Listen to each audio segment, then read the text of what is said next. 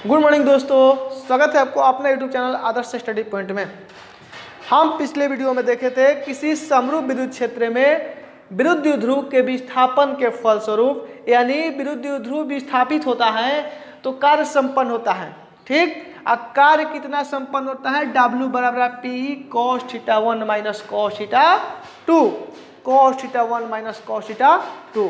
W बराबर P cos theta 1 minus cos theta 2। cos theta 1 मतलब जहाँ से वो स्टार्ट कर रहा है वो आपका cos थीटा 1 हुआ और जहाँ तक गया है थीटा 2 हुआ। मतलब ये एक समरूप विद्युत क्षेत्र है, इसमें विद्युत द्विध्रुव रखे हैं। तो विद्युत द्विध्रुव हम अगर रखते हैं समरूप विद्युत क्षेत्र, इसमें विद्युत द्विध्रुव अगर हम रखते हैं तो समान स्थिति से इसके, यानी मान लीजिए कि पहले यहाँ था, यहाँ तो मतलब यहाँ से यहाँ अगर ले जाए इसको, यहाँ था पहले, अगर इसको ले जाए तो थीटा 1 हो जाएगा। आई गया कहाँ? यहाँ आ गया, यानी वाला कितना? थीटा 2 हो जाएगा। यानी थीटा 1 से थीटा 2 हो तो कितना होगा? P cos theta 1 minus cos theta 2। विस्थापन पे डिपेंड करता है कितना कोणीय विस्थापन हो रहा है। ठीक है, तो अब हम कुछ ऑब्जेक्टिव के बारे में बात करेंगे। इसमें कुछ ऑब्जेक्टिव पूछता है एग्जाम में कि कार्य कितना संपन्न होता है समान स्थिति से यदि विस्थापन हो तब। यदि उस विद्युत द्विध्रुव जो समरूप विद्युत क्षेत्र में विद्युत द्विध्रुव को रखे हैं वो विद्युत द्विध्रुव समान स्थिति से विस्थापित हो, यानी उस थीटा 1 बराबर 0 कर दिया जाए और 0 से किसी कोण तक विस्थापित हो, यानी थीटा तक विस्थापित हो।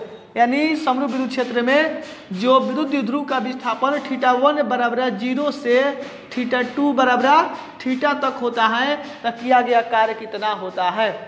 तो आराम से हम निकाल सकते हैं थीटा 1 थीटा 2 का मान रखकर। W बराबर निकालेंगे तो PE और cos थीटा 1 का मान कितना होता है? तो cos थीटा 1 का मान यहाँ पर 0 दिया है cos थीटा 1 का मान 0 माइनस cos थीटा 2 का मान हम थीटा माने हैं तो यहाँ पर थीटा हो गया।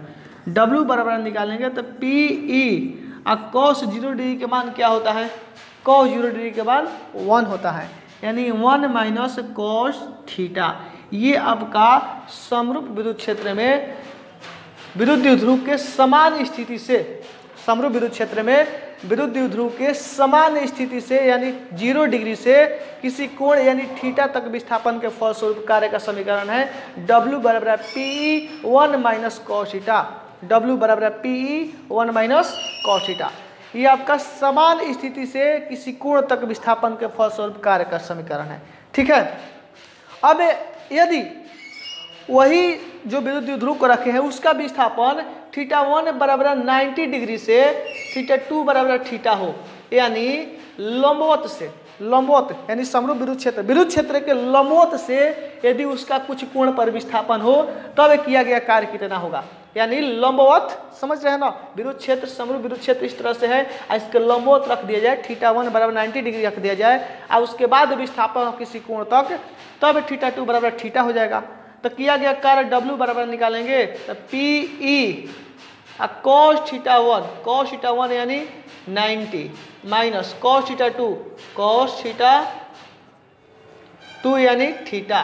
ठीक, तो W बराबर निकालेंगे तो PE cos 90 का मान कितना होता है? 0 माइनस cos थीटा।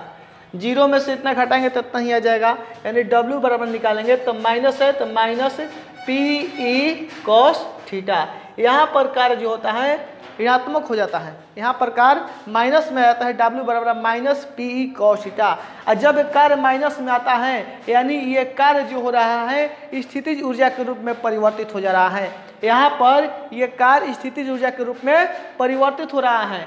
यदि हम स्थितिज ऊर्जा को U मानते हैं, स्थितिज ऊर्जा को U मानते हैं तो U बराबर हो जाएगा minus PE cos theta. U बराबर हो जाएगा minus PE cos theta.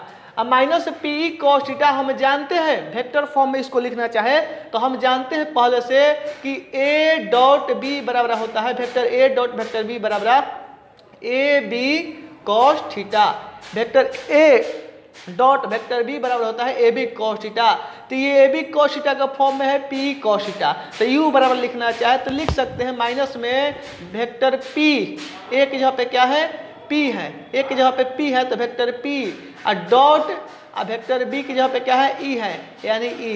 U बराबर minus vector P dot vector E, ये आपका सदिश रूप हो गया स्थितिज ऊर्जा का। ठीक है, जब विद्युत द्विध्रुव का विस्थापन θ1 यानी 90 डिग्री से किसी कोण θ तक होता है तो वो कार्य वहाँ पर उस स्थिति में जो कार्य संपन्न होता है ऋणात्मक कहा जाता है माइनस पी cos θ। ये कार्य स्थितिज ऊर्जा के रूप में परिवर्तित हो जाता है, यानी U बराबर माइनस पी cos θ हो जाता है, यानी U बराबर माइनस पी वेक्टर P और डॉट में वेक्टर A, डॉट प्रोडक्ट हो जाता है cos θ यानी डॉट प्रोडक्ट हो जाता है P डॉट E।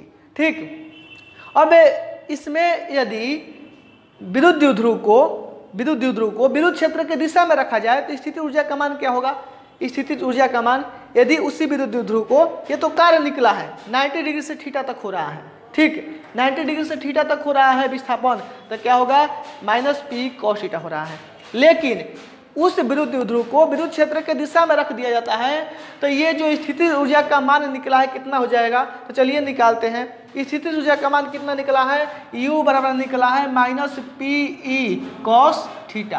उस विद्युत द्विध्रुव को विद्युत क्षेत्र के दिशा में रख दिए, यानी विद्युत क्षेत्र इस तरीका से बनाए थे, इसी दिशा में इसको रख दे, विद्युत द्विध्रुव को इसी दिशा में रख दे, इधर माइनस क्यू इधर प्लस क्यू, अब इसी दिशा में रख दे, तो इस पर किया गया, इस पर स्थितिज ऊर्जा का मान इस स्थिति में स्थितिज ऊर्जा का मान जो होगा कितना होगा?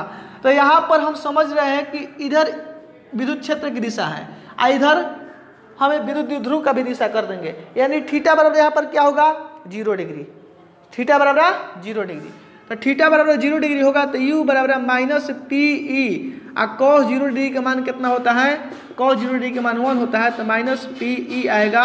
यहाँ पर स्थितिज ऊर्जा का मान मिनिमम होता है, मिनिमम यहाँ पर स्थितिज ऊर्जा का मान मिनिमम होता है माइनस में पी ई। जब विद्युत द्विध्रुव को विद्युत क्षेत्र की दिशा में रखा जाता है तो θ1 बराबर हो जाता है, θ बराबर हो जाता है 0 डिग्री, θ बराबर 0 डिग्री। जब विद्युत द्विध्रुव को विद्युत क्षेत्र के दिशा में रखा जाता है तो θ बराबर 0 डिग्री हो जाता है, यानी U बराबर माइनस पी ई cos θ।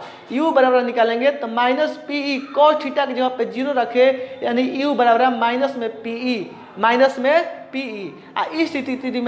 इस स्थिति में स्थितिज ऊर्जा का मान जो होता है मिनिमम होता है, माइनस में पी ई, यानी मिनिमम बहुत कम, न्यूनतम होता है। ठीक है, फिर से जब विद्युत द्विध्रुव को विद्युत क्षेत्र के दिशा में रखा जाता है तो इस स्थिति में स्थितिज ऊर्जा का मान न्यूनतम होता है माइनस पी के बराबर होता है। यदि इसी विद्युत द्विध्रुव को विद्युत क्षेत्र के विपरीत दिशा में रख दिया जाए, इसी विद्युत द्विध्रुव को विद्युत क्षेत्र के विपरीत दिशा में रख दिया जाए तो क्या होगा? जब विपरीत दिशा में रखेंगे तो इधर है विद्युत क्षेत्र की दिशा, अगर इधर प्लस क्यू कर दे, इधर माइनस क्यू कर दे, इधर प्लस क्यू कर देंगे तो विद्युत द्विध्रुव का दिशा किधर हो जाएगा? माइनस से ऋण आवेश से धन आवेश की ओर, मतलब इधर हो जाएगा, इसका दिशा इधर हो जाएगा, यानी θ बराबर 180 डिग्री हो जाएगा। आप जानते होंगे कि ये जो कोण होता है यहाँ पर केंद्र पर जो कोण बनता है 180 डिग्री के बनता है, तो यहाँ पर जो कोण बनेगा ये वाला इधर है, ये वाला इधर है, यानी यहाँ पर 180 डिग्री हो जाएगा, यानी θ बराबर 180 डिग्री हो जाएगा। ठीक, सब विद्युत द्विध्रुव को विद्युत क्षेत्र के विपरीत दिशा में रखा जाएगा तो θ बराबर कितना हो जाएगा? 180 डिग्री। इस स्थिति में अगर स्थितिज ऊर्जा का मान U बराबर निकालेंगे तो माइनस में पी ई cos 180, माइनस में पी ई cos 180। अब माइनस में पी ई cos 180 हुआ, यहाँ पर U बराबर निकालेंगे तो माइनस में पी ई cos 180 का मान -1 होता है, यानी इसमें गुना करेंगे तो U बराबर में आ जाएगा प्लस में P इंटू ई।